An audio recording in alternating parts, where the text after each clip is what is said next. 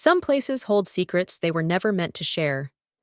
The Ashwood Inn, nestled in a quiet town, is one such place. For decades, whispers of an unsolved tragedy have surrounded its infamous Room 13, a room that, to most, doesn't even exist. This is the story of Clara, a curious librarian who dared to uncover the truth and paid the price. Clara had come to the Ashwood Inn for peace, a quiet escape from the chaos of her life. The innkeeper, a friendly but reserved woman, handed her the key to room 12. But as Clara made her way upstairs, her attention was drawn to a door at the end of the hallway. A door marked with a faded brass plaque, Room 13. The door was covered in dust, its brass handle tarnished. It looked as if no one had entered for years. Clara couldn't shake the strange feeling it gave her. That night, as she lay in bed, the silence of the inn was broken. At first, it was faint, a piano melody drifting through the walls. Then came the whispers. Soft, unintelligible, but unmistakably real. They were coming from room 13. Clara couldn't resist her curiosity. She crept down the hallway, the floorboards creaking beneath her feet.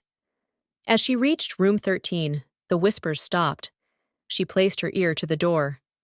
"You shouldn't be here," a voice whispered. The sound sent shivers down her spine. She stumbled back to her room, locking the door behind her. But sleep didn't come easily. Who or what was in that room?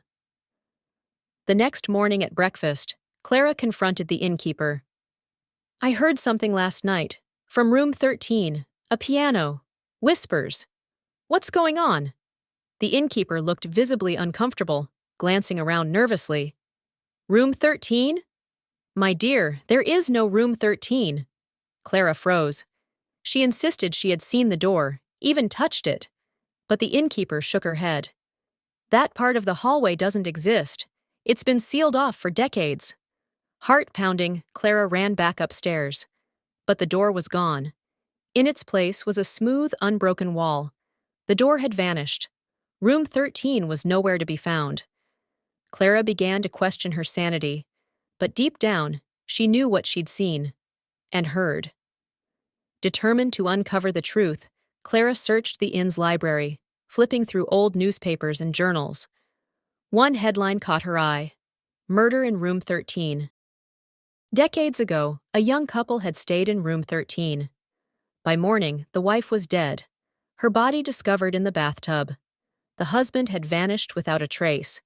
Rumors spread quickly. Some said the husband had killed her in a fit of rage.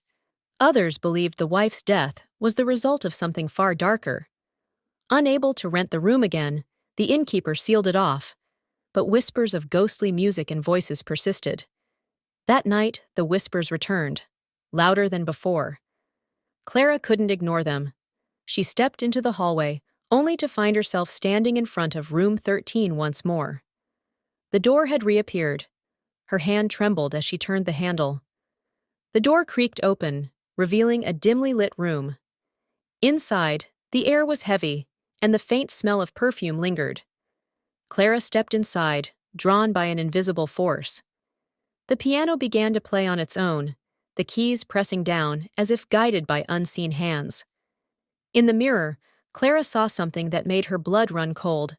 A woman, her face pale and eyes hollow, staring back at her. Clara turned to leave, but the door slammed shut behind her.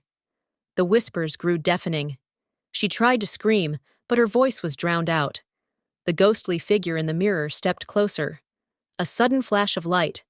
Clara collapsed to the floor. When she awoke, she was lying in her own bed, as if nothing had happened. But something had changed. On her nightstand lay an old brass key, engraved with the number 13. Clara left Ashwood Inn that day, but she was never the same. The whispers followed her, the melody played in her dreams, and the key remained, a reminder of the room that should never have existed. So tell me, would you stay at the Ashwood Inn?